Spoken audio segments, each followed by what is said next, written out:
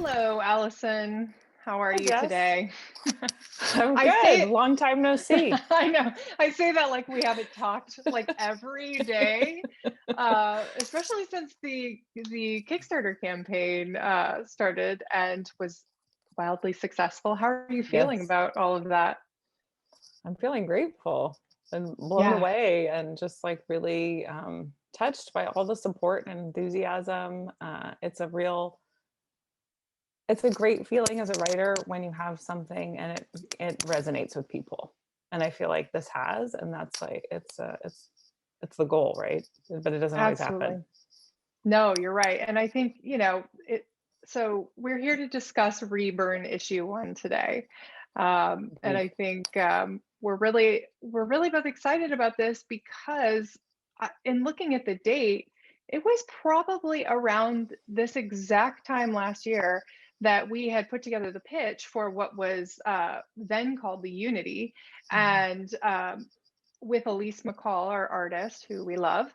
And we put the pitch together with the thoughts that we were going to take it, to some of the cons and to try to really go the traditional publishing route.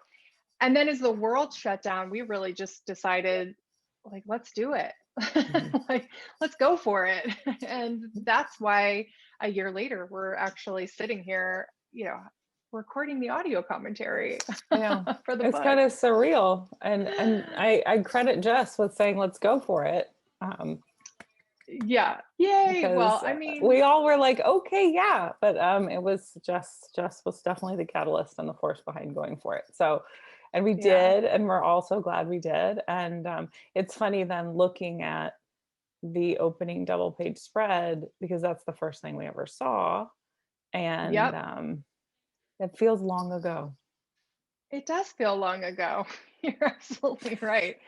I mean, because really, when we started working on the double page spread, like it was one of the very first images Mhm. that, really something I remember you saying, like you wanted to open with a double page spread and with this image of May like floating in the water. And I honestly like when I was looking at it, I didn't really think about like the way that Elise actually drew it, which is seeing her under the water and Mhm. that, and seeing the rocks and it just it really turned out so beautifully. It did. Because I originally, when I was thinking of like, I thought it would be more like panel two where she's on her back.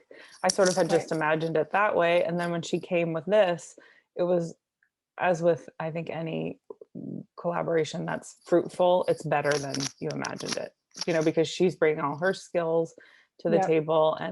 And I was, yeah, you get a sense of who she is as a full person. She's not just this person in nature, but she's this whole person. And I think it is really Yeah. important to have this grounding moment with May here because all hell's about to break loose. Exactly. This is as quiet as it's gonna get in the Reburn universe for a Yeah. while. Yeah. I did think like, oh, it's kind of funny because you show people the 4 pages, or we showed some people the 8 pages, and they are sort of the most calming pages, and they're sort of a misdirect in a way. Like this Yeah. is not it was like as usual, but it's not going to be now. Right. So I think it is important obviously to establish the status quo of Yeah, sorts, which we do absolutely. here. And then we get into it with this flying car explosion. With the flying car. And originally the flying car was a helicopter. It sure was. Um, definitely was a helicopter because in my original screenplay, it was a helicopter. And it Hmm. was one of the few things that sort of just came over wholesale from the screenplay. And I didn't really think about it. And then we realized, oh, this is a missed opportunity. We should change this and start introducing them more in the future. Because in the Yeah. first 4 pages, this is the only thing that tells us that it's not happening now.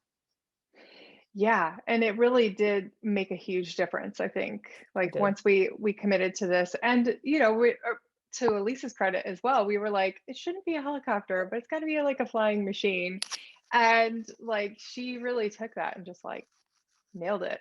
Yeah.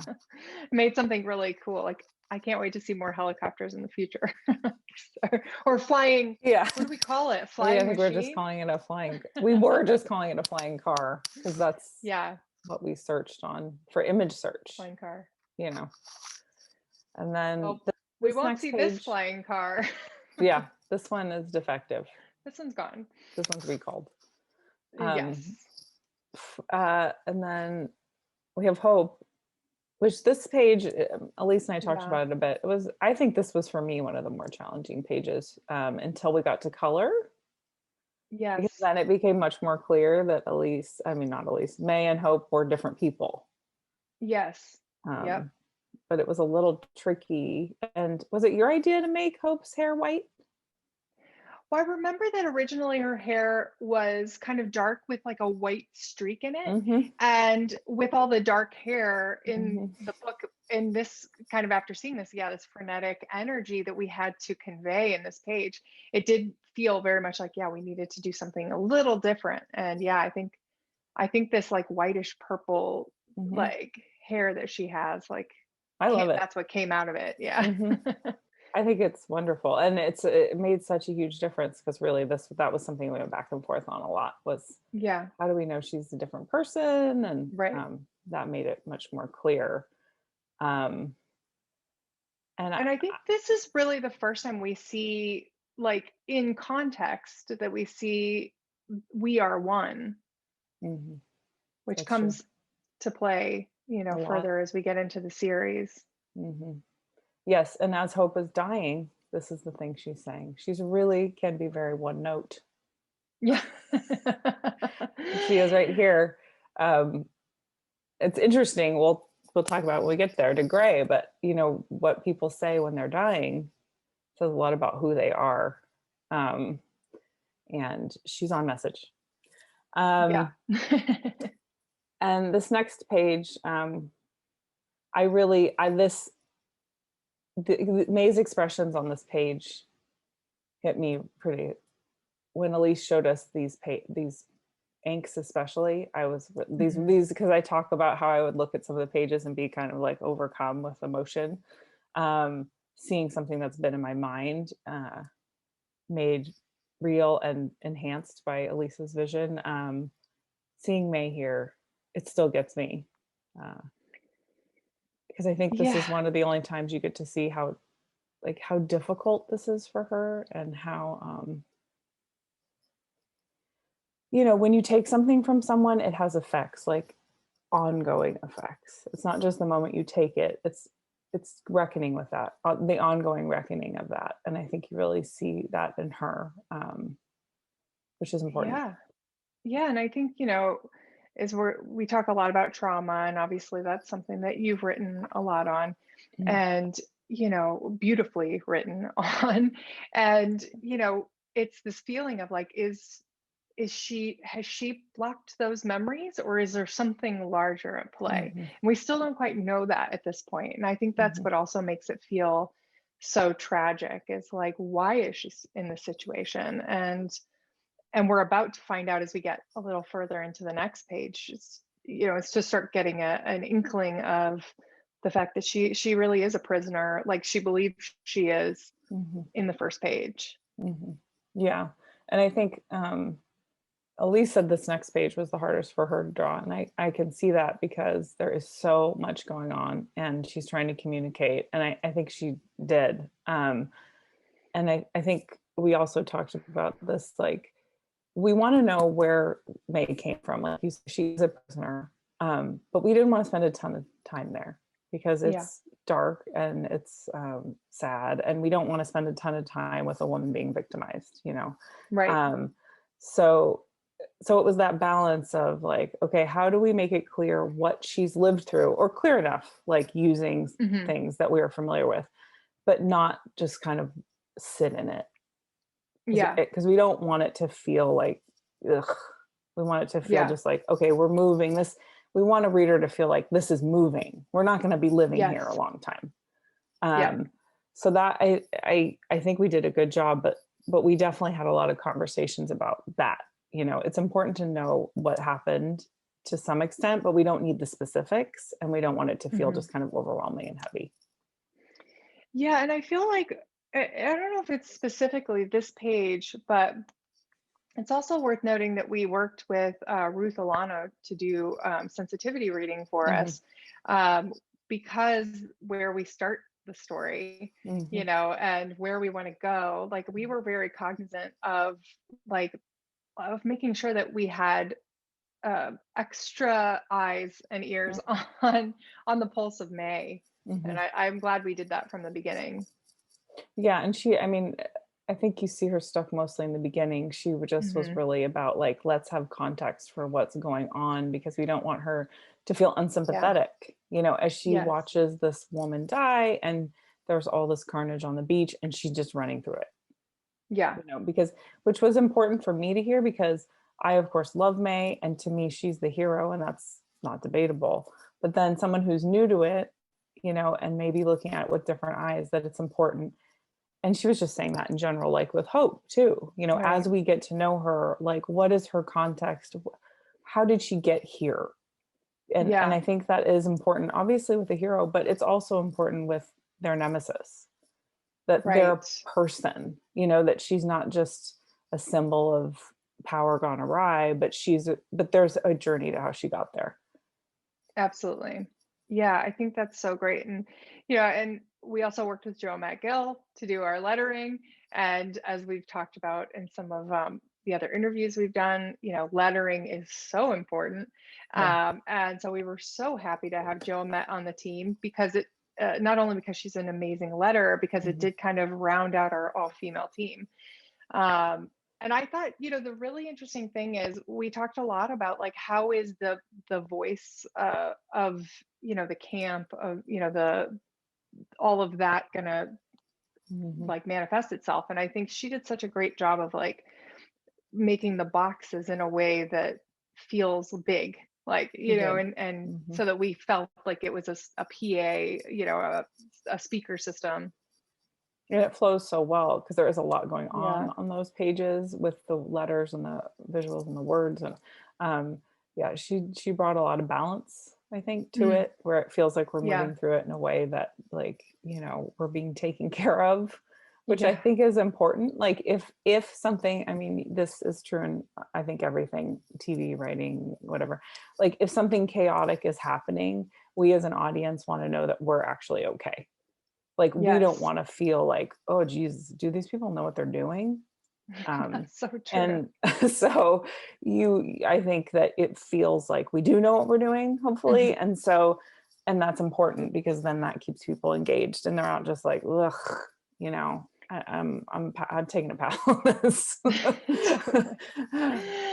Yeah, and I think the interesting thing is when you look at it, like, and it took me, I think, multiple times to even look at it. There's actually a couple panels where you see like what appears to be a speaker system in the Hmm. background. Yeah. Like, and those Yeah. are like those little textured pieces that it's like how we've been living with this book for so long, and I still see something new every time Hmm. I go through it that gives me chills, and it's like, oh yeah. Yeah, Elise did a really good job of running with it. Like, whatever Yeah. is in the script, she definitely takes it and incorporates it. She isn't Yeah. just like, that's not important. I mean, if it's Right. there, and I mean, as anyone knows who's really probably ever worked with me, I'm not somebody who's super writes a ton. I'm not an overwriter. I'm definitely Right. somebody who tries to keep it tight. So I think she respected that. It's like, if it's Mhm. here, there's a reason. She's Right. not just like writing some like flowery thing to make me feel like she worked hard. Like, it all serves a purpose. And so um, she definitely, everything that I wrote is there, and then obviously a lot more.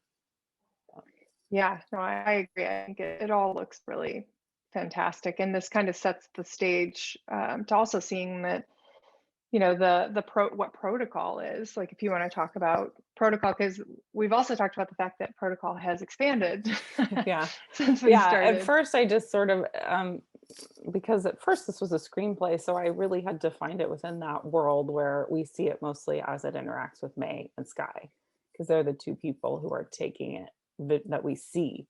Um, Mhm. but because this book is expanding the world, because we sort of, I think, just felt like, why wouldn't we expand the world? We can. We don't have to pay for it like you do with a movie. Right. True. Um, so let's go. And there's obviously, like, you start thinking about, or I start thinking about greed, and if somebody has superpowers, certainly some other people are going to pay high dollar to get access to those things, right? Right. So but they can't have it permanently, but temporarily, and that there would be a market for that. So we'll start to see that in issue 2. um, and and then that's fun for action, because it's not just our heroes who have these abilities, but just anybody who's willing to pay for it. um, Right. Because so protocol kind of ends up, yeah, being like it's like a designer drug, as yeah, we have yeah, kind of, it's like human growth hormone on human growth yeah. hormone. It's like, if someone's DNA has this ability Yeah. to do these things, can we extract this person's DNA? And Yeah. And then, then just, yeah, it gets used against her, of course. And that's the tragedy that we kind of stumble upon as we get into the book. And then kind of going into the next page, we meet who shows up? Gray. What did like what a great I remember Mariah. This is her professional name. She, right when we first started looking at it, said, "I can't see the words. I don't know what this guy's saying, but I hate him." And I was like, "What's it?" Yes. Then we're doing it right, because he's not a real multifaceted guy. I have to say, he's pretty rich, entitled, and has always gotten what he wanted. And Yeah, those she's people generally are not very interesting. right. And she's arm candy to him, Yes. really. Like Yes. she's a prisoner, but he wants to believe that she's there of her own Mhm. free will. Yeah. And I think that's such an interesting, I don't know. There's so many things that can be talked about when it Yeah, comes we to were, those Lisa kind and I of were gender talking about politics. how he's a victim of like his own Stockholm syndrome. That's not the right use of that, but Right, he really he's drinking the punch. Like right. he believes, and this scene is much longer originally, like in Yeah. the screenplay, and there's a lot more exposition covered. Um, but what I really was important to me the moment was that he is taking her off her protocol because he Mm, actually believes that like she loves him, like that right. she would be there if she had a choice. And I think, to me, that says more about his entitlement than really honestly any of his other actions, that That's he so has been true. drugging this person to be with him, and he thinks he's so charming that she wouldn't need that to be there, and he's so relentlessly uncharming. um so that was important to me, because I do think that, Yeah. I mean, I think we've all known people who are surrounded by sycophants or people Hmm. who endorse their thought system, and those Right. people are dangerous. Absolutely. Yeah, and even, we see just like in looking at the panel, the Stop Fighting Me Mhm, panel. Like I just like how I've always really liked how that's handled. mm, Because we know what's happening in this relationship just basic by, looking at the top half of the page, but then, mhm, to actually see it happen, but also kind of have that distance mhm, from it, mhm, I think as an audience is like it makes it even more like unsettling, because mm, to me when I look at it I'm like we can't help her, yeah. like I don't know how to help her. Mm. And I think that it instantly takes me into like that vulnerable character that we're going to then kind of go into, as he puts her in a literal box and Yeah. hides her away from the world Yeah. to keep her for But she's himself. supposed to be super excited about. It's Yeah. very nice, Jess. Yeah. It's a very nice box. I You did everything you know. could to make this a really lovely spot. Um, Well, I think the fun part about, well, I say the fun part, but I mean like with the hideaway was it's so like we've got all these different worlds kind of, yeah. happening so fast. We really did have to differentiate them. And I think the Pinterest board for this one was like I loved like putting stuff on the Pinterest board for this one, because I was like, Mhm. oh yeah, there's some like Kardashian, like Hidden Hills, Yeah. mansion vibes going on here, like where it's like it's so sterile. It is. Yeah, actually, like those Kim Kanye like pictures of just the Yeah. White House. Yeah, it does have that vibe. And also, both Lisa and I don't know if you did, just went down sort of the rabbit hole with these things, these like bomb shelter, end of the world shelters, Yes. and it's a lot of people with a lot of money just building ridiculous things. And for me, when I see that, I just think they're so out of touch. Like that they Yeah. think if the end of the world comes, they'll just be able to go into their mansion underground. It's like all those people who signed NDAs, they're going to show up. They're going to show Right. up and they're going to want a piece because that's human Right. nature. They're going to want to Yeah. survive. Yeah, they were super nice to you when you were paying them, but now it's the end of the world. So, Yeah. and it's important to me that Gray dies in this place, Yeah. Yep. that he built it for his protection. It's like, that's not how life works. Mm. Eventually the bill comes due. I do Right. really believe that. Absolutely. So the bill's coming due, bro. Like, and I have Well, to say, like, I know I'm jumping ahead, but that's like the best when the bill comes due for him. absolutely. Well, I mean, just going into the next page of where he kisses her, Right. like as we've talked about before, like Yes. it's like this very like sensual seeming position, Yeah. and obviously there's nothing Right. sensual about it. Right. And it at least makes it really clear because in the second panel, she's Yeah. kind of like, ugh. But she knows she has to do this. And I think Yeah. for me, I mean, Elise used the word consuming, which I think is spot on. But for me too, it's very iconic. Mm. Anybody who grew up with romance films or has seen any Yes. romance films from the 40s, 50s, even early 60s, this is Mm-hmm. how people kissed. Yep. They'd put that guy up on apple boxes to make sure that this is what it looked like. Right.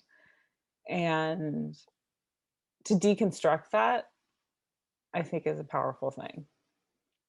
To say, Absolutely. this is not love, this is not Yeah. romance, this is inequitable, and it's a power play. Yeah. No, absolutely. And I love, as we get into the next page, like this whole thing, like, you're turned into a junkie, I want you to get clean. It's like there's obviously I know he's more specifically talking about protocol, but as like a sober person, I'm like, look at that wine cellar. like, like, you want me to get clean here? What else am I supposed to do here? Exactly. Like, let's be real, Yeah. And he also put her on it. So there's Right. also that, like, that drug I put you on to control you. I don't like the way it's worked out.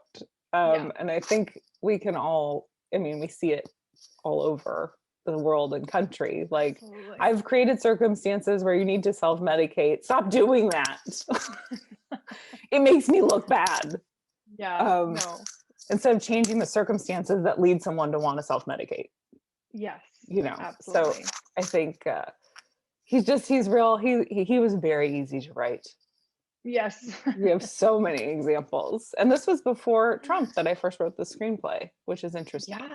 Yeah. This is not a reaction to Trump. This is me, like many of us, seeing where all this was headed. No, absolutely. And I think it did. I think that's why, too, as we were talking about, going forward with the book in general, it was like, we've got to do this because like it's an important story to tell. And it's also like, I of course loved the screenplay when I read it. And that's when we started talking about this. But I do feel like, it became like a bigger thing. It also like, a bunch of women trying to make a comic book. I felt like there were a lot of times, a lot of very supportive men, like, don't get me wrong, but there were some who I think were just kind of like, oh yeah, but you won't follow through. And I was like, oh really? Try me.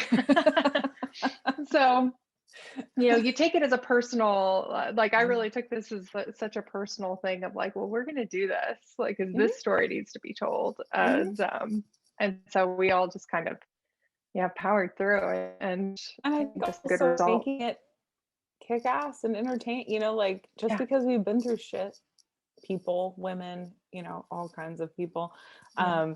doesn't mean that we can't take it back in a way that makes people engaged and want to go with you. Because I think there is Right. this like labeling, like, oh, that's women's issues, that's racial justice, but and it's just like, no, watching these characters evolve and fight these fights can be Yeah. engaging, and like we want to be there and see what happens. Yeah. So. Yeah. And speaking of seeing what happens, if we flip to the next page. Yay. Yeah, this is the page where, like you said, it all comes together. Like, Yeah. and I love this page. I loved it from the first minute I wrote it, to be honest, like, because the first thing I ever wrote of the screenplay was this woman in this wow. place with this man, and she kills him. And I was like, Yeah. what is her story? Who is she? How does she get here? And I love the sort of, and I mean, I will speak as a survivor. I think many of us have had revenge fantasies, dreams, that we could somehow make the person who did this to us understand. Right. Even though like intellectually they never will. Right. There is this thing of like, I just want you to know what you took. Yeah. And she's living it for me. She's doing it. She is making him understand because she's taking his life, which is exactly what he's done to her. Yeah. And the interesting thing about it at this point in the story is she doesn't really know all of it. This is just literally the reaction to, like, how many years is it that they've been together? Is it 7? It's hard. Yes, I think it is 7, but we've sort of like left it open, as with many things, until we have to put it, make it concrete. But yeah, in the screenplay it was 7. Yeah. And I think that to show, like, and I think you've done such a good job in showing, like, she had no other choice. This wasn't like, let's sit down and like be rational about things. Like that ship sailed. Like, and she's free of him. Like, so that's her, like, that's what she needed at this moment in time. Like, and he probably shouldn't have taken her off the drugs. Yeah, and it comes from this like place inside her, Yeah. I'm gonna tell her now to have children. And she's like, oh no. I can survive this, but I can't bring children into this. Yeah, no. And you've gone too far, my friend. Everyone has their thing. Even people who feel they have no choices, eventually they will. Yeah. I think many of them will hit a place where it's like, oh no, that's too far. And I have seen so many people I've known in my life who have changed their life once they've had children.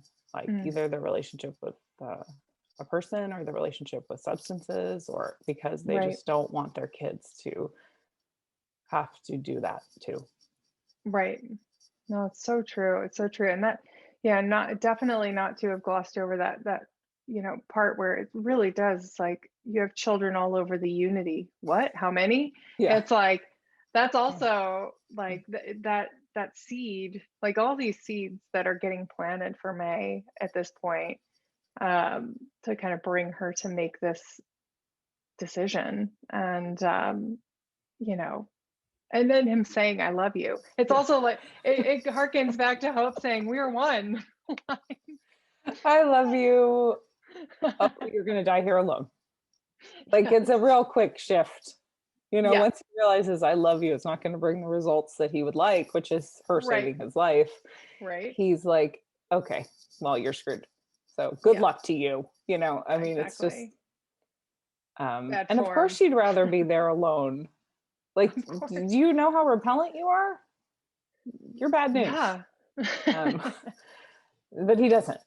And I know we've all known people like that. I have known many people like that. Absolutely. I hope there's like a bookshelf somewhere with all that wine. It seems like the vacation we all need. I guess that Elise saw a bunker that had it inspired her, because I said, wow, when I said they had a wine refrigerator, a well-stocked wine fridge, or whatever words I use, this is not what I imagined. Although this is far better than what I imagined. It's like, they're loaded. for their children to also have issues with alcohol. Right, exactly. Okay. I hope they stocked the fridge and pantry as well as they did the wine rack. Well, yeah. Can live without Um, food. so I think the next, page we go into is this amazing image, which I remember just like getting teary-eyed when we talked about May taking off her shoes. Yeah. And that image is just so powerful. Like, Yeah, this whole sequence, I love it. I mean, Elise was yeah, like, it's May alone with the walls, but I think it's yeah, brilliant, and I really, yeah, this is some of the most powerful stuff for me because we actually kind of see her transform, right? She's like, I'm on my own. I'm yep, gonna figure this out. I'm gonna lift up this sledgehammer like it's a regular hammer. We start to be yeah, like, oh, there's more to this woman. Like, I can't yeah. lift up a sledgehammer and do that, what she's No, doing. And I love it. And I love that she says, you have no idea what I can do. ugh, And to me, yes, the AI is always a woman's voice. And so I love that sort of like, because we all have had, as a woman, I've had women in my life who've told me, oh, you can't do that. Oh, that's not appropriate. That's not what ladies do, or whatever. And it's like, you don't get to decide. it's so interesting that you say that because we've never talked about that, but it's always a woman's voice when I hear it in my head. She's a And gaslighter too, this lady. yeah, yeah, She is. Don't worry. Why are you freaking out? Just relax. yeah, You know? exactly. We Yeah. are hidden. We're Yeah. here. It's and then we find out like going into the next page if she's you know uh, handily using Yeah. her sledgehammer, that like they're actually not alone and there's Yeah. somebody coming. Yeah. And a few people. Who are Who these can it people? be? And I think it's important that May says, like, who did you tell? Yeah, That her first reaction is that somehow the AI realized that Gray is, right. she's murdered him. And, but it's actually someone who's coming to help. Yeah. Um, and I appreciate this. I love this little face off between May and Mercy. Oh my Um, gosh, yeah. I guess I don't say her name in the comic. This woman is named Mercy. the, This is Mercy. with the eye implant. She, to me, their relationship is really complicated, Hmm. and I appreciate relationships that are, I think they hate each other, but there is also like this, there is this little bit of respect, right? Because game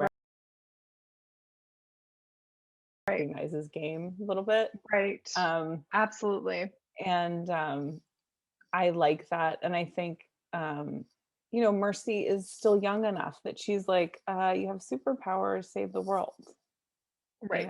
and May is like, I mean, obviously we're not there yet, but if she could, she would. Yeah, It's not that absolutely. uncomplicated.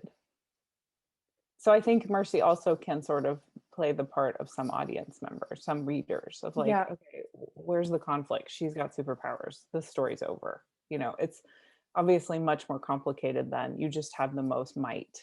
You're just the mightiest, and so you can make everything bend to your will. Yeah, absolutely. And and I think when May like gets the jump on her and takes the gun and it's like, don't be an asshole. Like, I love that.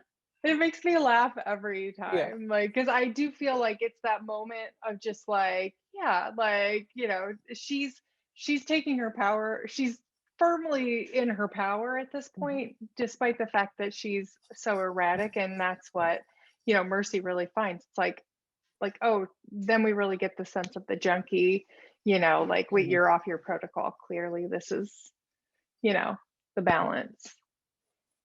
Yeah, I like all that. I have to say, Joe Met's letters when she's throwing up, like when I first read them, like I had a visceral like, ugh, ugh, it.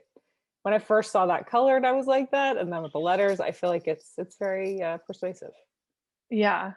And And I love them. I mean, I love Sky and May in the bathroom. Oh, Um, so beautiful. It I, really is. it is, and I love it. And it is, there's this story between the two of them. Mhm. That is a through line. Um, so seeing them together is very gratifying, and that you can have challenges in a relationship without it being angry or Absolutely. or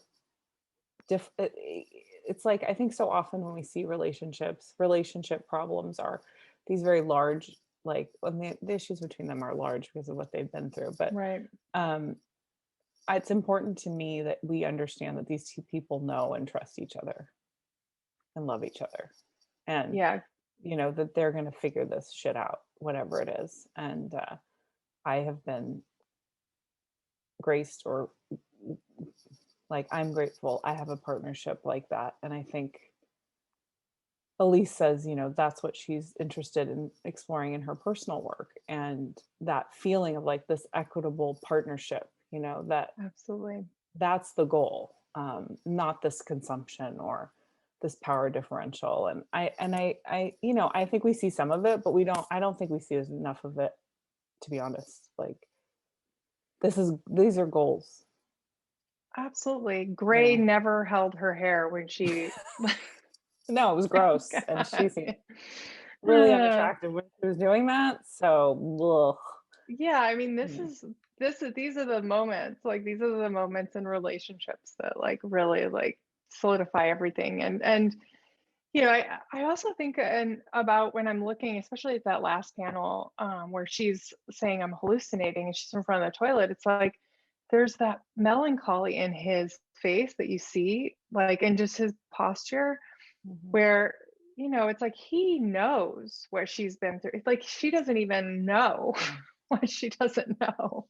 Yeah. And and that's going to be something they're going to have to work through as they go into this journey together, Yeah. throughout the next several issues. So I think that's going to be something that I think brings that humanity to this series that I'm really excited about. Yeah, and I think it's just like somebody who has tons of money. It doesn't mean they don't have challenges. Like, there's no person who just like gets off. Yeah, Life is complicated. So what tools absolutely. are you using? And I think what I love, I mean, I love these final two pages. Like, Mm, I it's very culminating for me to see all of these memories, and to yeah. because I know all of this about these people, and I love this like physicalization of memory, like these pieces of ourselves, which Molly also picked up on her variant cover. Mm, I really, when people take these things from us, these memories, whether it's through gaslighting or, I mean, it's often through gaslighting or abuse, like the denying of our reality, hmm. um, it does take part of us. Yeah.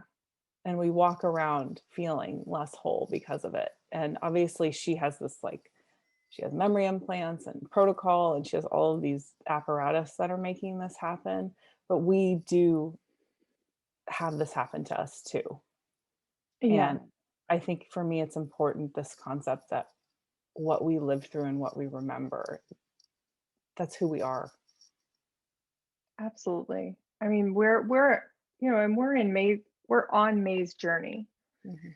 And I really like, and it's something that, I've really always appreciated in this book in particular, and this issue, is that, we don't get too far ahead of May, like in her discovery. And I think this page was something that when it came up initially and we started brainstorming like images, that it turned out like so much better than I could have imagined. Like the Yeah. depth of what, you had brought a lot of, memories into, like you brought a lot into it. And then when Elise actually drew them, it just really was like, wow, like there's so much going on here. And you see the snapshots of who May is as a person, like, the good and the bad, really.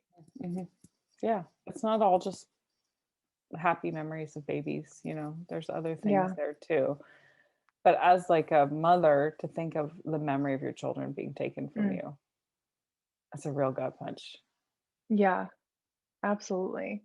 And that's really like where, it's secondary too. I think we talk a lot about May having superpowers, and like the panel, it's important for her to say, wait, I can make fire with my hands. But like the way it's covered on the page, it's like, no, but the bigger thing is that you have these daughters, you have, these girls that, and they're real and they're out there.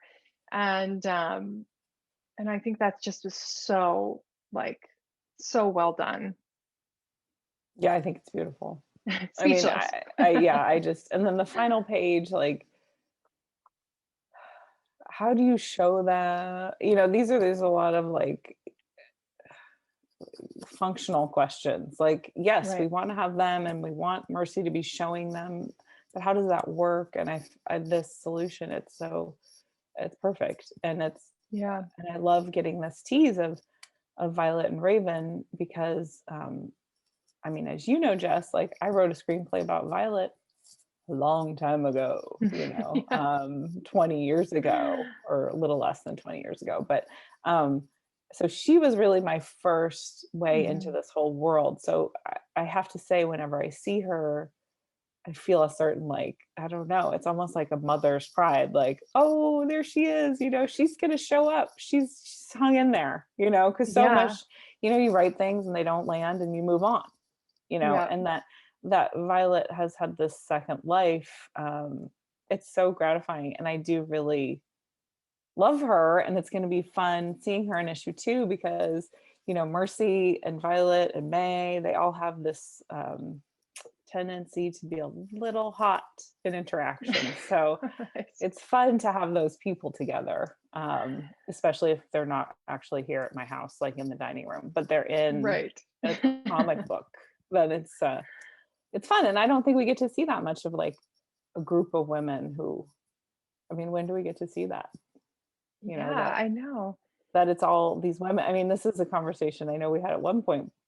I was telling you, oh, when I have characters and it doesn't matter their gender, I just default to woman, So Mhm. there's a lot more women in this world. Um, Right.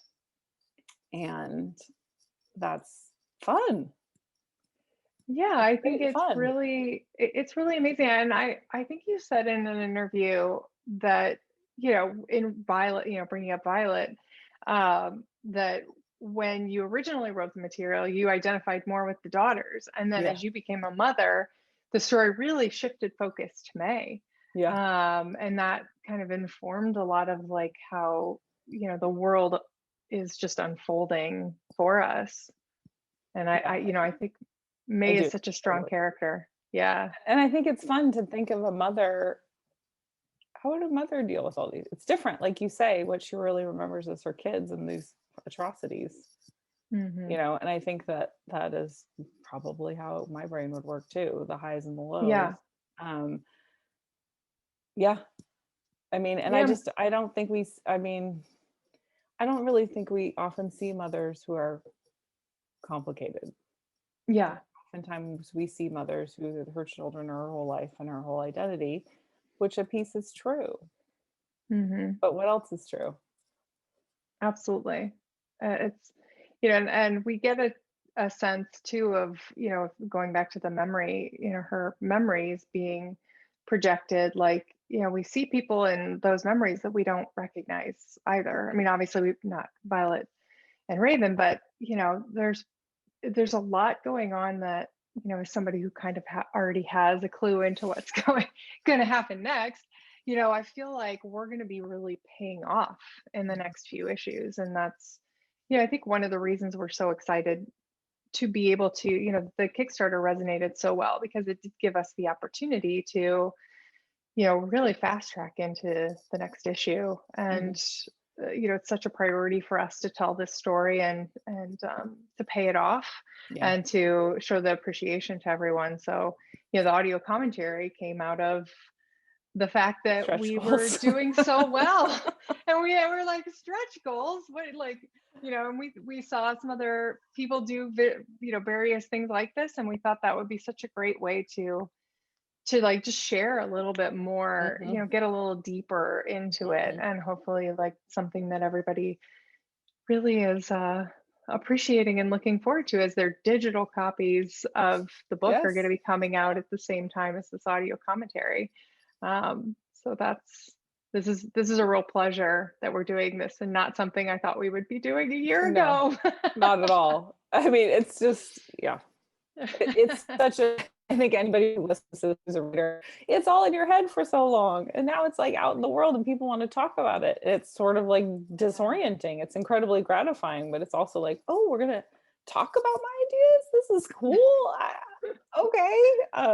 So I'm really, thanks to everyone who listened to this and who backed the Kickstarter. And it's just been a real exciting ride. And I'm so looking forward to seeing where we go next and sharing issue 2 with you. And it's thrilling. And to be able to do it with Jess, I think we've talked about it in our campaign, but Yeah.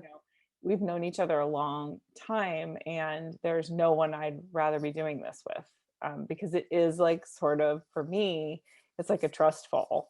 I don't know what the hell is going to happen. I don't know where we're going, but if I want someone to catch me, Jess is the person I would choose. So it's just it's wonderful. So thank you for your part in it. I really No, appreciate it. same. I mean, we really like, I think that was the thing once we did the first 4 pages and we saw how well we were working together. Yeah, Because as long as we've known each other, we've not really had the opportunity to work together. it's true. And it really, I think from there, it was just like, you find each other in this business and in the creative Mhm. side of things, and friendship and mutual respect, and I'm just so excited, to be a part of it, and that you've like trusted me to come in and be a part of it. And like, I'm having so much fun. So I'm just It excited. is fun. And we'll be getting so much out here soon. We'll be Hmm. It's very actually, as exciting. we're recording this, Yeah. our book has just been, sent to the printer. So it's like those milestones that I want to mention, because I know this, is going to be a really fun time capsule for us, I hope. Yes. But yeah. Well, any closing words? No, I got all like emotional and I I made did myself too. tear up. So I don't really think I can top that. Oh, well, thank you everyone for listening. Yes. And we hope you're enjoying the book. Please share it. Tell Yeah. tell your friends. This is something we really want to, keep working on, and bringing great stories to you. So until next time. Yes. Bye.